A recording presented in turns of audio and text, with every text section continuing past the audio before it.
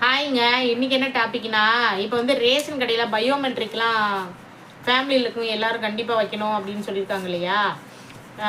அதுக்காக வந்து ஒரு சிலருக்கு வந்து இந்த டெத் ஆனவங்க சர்டிஃபிகேட் கேட்குறாங்க. ஆனால் ஒரு சிலர் நம்ம வந்து எடுக்காமல் விட்டுருப்போம். இப்போ என்ன சொல்கிறேன்னா, நீங்கள் டெத் ஆகிட்டா ஒரு 21 நாள் எல்லாருமே கம்பல்சரி எடுங்க. இல்லைன்னா வந்து எங்களை மாதிரி அலையணுங்க. இப்போ வந்து இந்த பாருங்கள், டெத்து சர்டிஃபிகேட்டு இது வந்து ஒரு 2 நாளாக அலைஞ்சிட்ருக்கோம். முடிஞ்சிருச்சு ப்ராசஸ்லாம். ஏன் சொல்ல வரேன்னா, ஃபஸ்ட்லாம் வந்து நம்ம ஒவ்வொரு சர்டிஃபிகேட் அப்ளை பண்ணும்போது காசு கேட்பாங்க. எவ்வளோ காசு கொடுத்துருப்போம்னு எல்லாருக்குமே தெரியும். மனசாட்சி தொட்டு கமெண்ட்ஸ் போடுங்க. உண்மையாக சொல்லி போடுங்க. ஏன்னா இந்த ஆட்சி வந்த பின்னாடி யாருமே ரூபா கூட வாங்கலைங்க. நாங்கள் போயிட்டு வந்த செலவு மட்டும்தான் ஆச்சு. மற்றபடி எந்த ஆஃபீஸிலுமே எதுக்குமே காசு கேட்கல.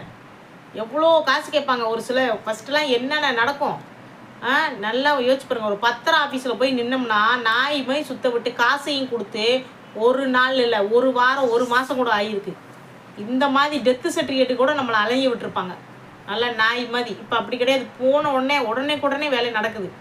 காரணம் இந்த அரசாட்சி மாறினதுனால தான்.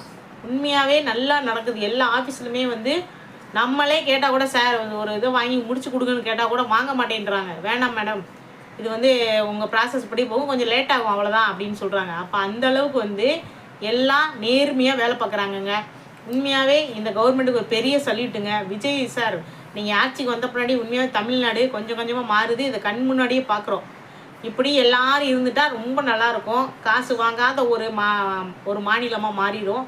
நம்ம மாநிலம் இந்த வேர்ல்டுலேயும் நல்லா பேசுவாங்க. ஓ பரவாயில்லையே, ஒரு லஞ்சமும் வாங்காமல் பண்ணுறாங்களேன்னு. எவ்வளோ நம்மளெல்லாம் அந்த மிடில் கிளாஸ் ஃபேமிலியெலாம் சுத்த விடுவாங்க. இப்போ அப்படிலாம் இல்லைங்க. போனோடனே டக்குன்னு வேலை முடியுது. அதனால அந்த டெத்து சர்டிஃபிகேட்டு உடனே எடுத்துருங்க. ஏன்னா லேட் ஆகிடுச்சின்னு வச்சுங்களேன், நம்மளால் எடுக்க முடியல. இப்போ நான்லாம் என் பையன் இறந்ததுனால அந்த ஃபீலிங்லேயே இருந்ததுனால குழந்தை தானே அப்படின்னு சொல்லி எடுக்காம விட்டோம். நீங்கள் இவ்வளோ வந்து இந்த ப்ராசஸ் முடிஞ்சாச்சு. நீ ரேஷன் கார்டில் பொருள் கொடுத்துருவாங்க. எல்லோரும் தயவுசெய்து எடுத்துருங்க. எந்த சர்டிஃபிகேட்டும் உடனே எடுத்துருங்க. அதில் டெத்து சர்டிஃபிகேட் உடனே எடுத்துருங்க. அது நல்லதுங்க. நன்றிங்க.